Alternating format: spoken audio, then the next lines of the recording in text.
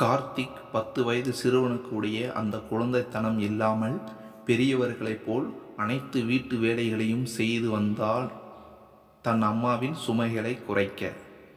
புத்தக பையை சுமைக்க வேண்டிய அவன் கைகள் அந்த பெரிய வீட்டின் அன்றாட தேவைகளுக்கு வேண்டிய காய்கள் மற்றும் மளிகை பொருட்களுடன் தனக்கு தெரிந்த ரைம்ஸ் அவனின் இனிய குரலில் துள்ளலுடன் கைகளில் உள்ள பைகளை ஆட்டிக்கொண்டும் அந்த வீட்டிற்குள் ஓடி வந்தான்.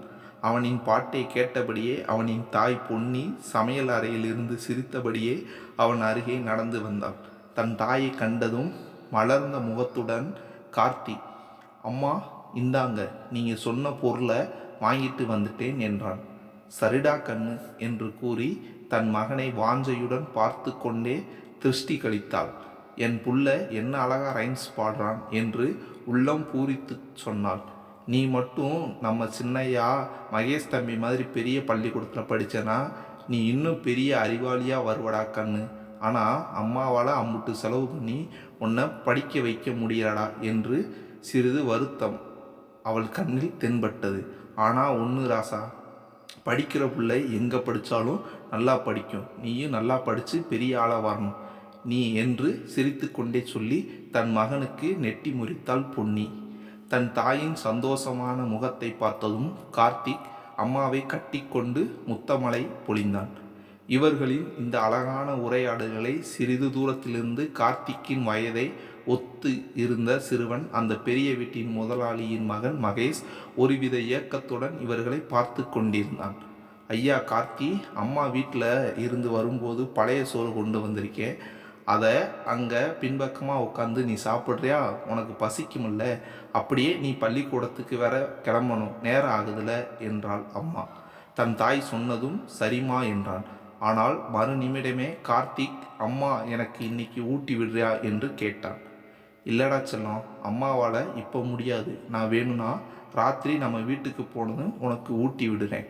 நம்ம மகேஷ் தம்பி பள்ளிக்கூடத்துக்கு கிளம்புற நேரமாச்சு, தம்பி சாப்பிட்றதுக்கு பலகாரம் செய்யணும் கண்ணு, அவருக்கும் பசிக்கும்ல, அதனால் இன்னைக்கு நீயே சாப்பிடு என்றாள் பொன்னி. தன் தாய் சொன்னதும் ஒருவித ஏமாற்றத்துடன் பின்வாசலுக்கு செல்ல ஆயத்தனமானான் கார்த்திக். மகனின் இந்த சிறுமுக சுருக்கத்தை கூட காண முடியாத பொன்னி, டேய் தம்பி இருப்பா என்று அவனை அந்த சமையலறை ஓரத்தில் உள்ள தரையில் அமர செய்து தான் கொண்டு வந்த வாளியில் உள்ள பழைய சோற்றை எடுத்து மடமடவென 2 வாய் சோற்றை தன் மகனுக்கு ஊட்டிவிட்டு, இப்போ நீ சாப்பிடு தம்பி, அம்மாவுக்கு வேலை இருக்கு, நான் போய் பார்க்குறேன் என்று கூறி அந்த வீட்டின் வேலைகளை செய்ய தொடங்கினான். தன் தாய் உணவை ஊட்டிவிட்ட மகிழ்ச்சியில் கார்த்தி உணவினை உண்ணத் தொடங்கினான். சற்று தூரத்தில் இருந்த மகேஷ் இன்னும் அந்த இடத்தை விட்டு நகராமல் அவர்களையே ஏக்கத்துடன் பார்த்து கொண்டிருந்தான். தன் மகன் சாப்பிடும் அழகை பார்த்து கொண்டே வேலை செய்யும் இந்த தாயின் கண்ணில் சற்று தூரத்தில் இருந்த மகேஷினை கண்டு கொண்டது. வாங்க தம்பி, பசிக்குதா உங்களுக்கு? ஒரு 5 நிமிஷம் பொறுத்துக்கோங்க, சமையல் ஆகிடும், நீங்கள் சாப்பிட்டு பள்ளிக்கூடத்துக்கு கிளம்பிடலாம், அது வரைக்கும் அந்த மேசையில் உட்காருங்க தம்பி என்றாள் பொன்னி.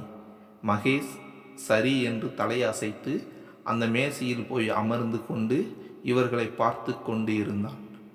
சிறிது நேரத்தில் மகேஷின் தாய் கலா அந்த உணவு மேஜை அருகே வந்து, என்னாச்சு பொன்னி, சமையல் வேலை எல்லாம் முடிஞ்சிடுச்சா? மகேஷுக்கு லஞ்ச் எல்லாம் கட்டி முடிச்சிட்டியா என்றார்.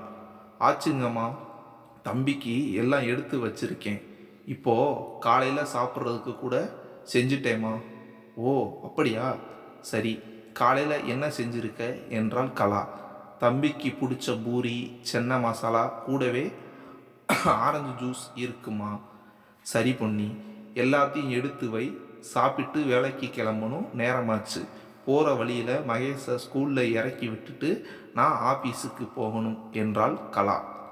உணவுகளை மேஜையில் எடுத்து வைக்கும் பொழுது அந்த மனம் சமையல் ஓரத்தில் பழைய சோற்றை உண்டு கொண்டு இருந்த கார்த்திக்கின் நாசியில் போய் சம்மளங்கால் போட்டு கொண்டு உட்கார்ந்து விட்டது.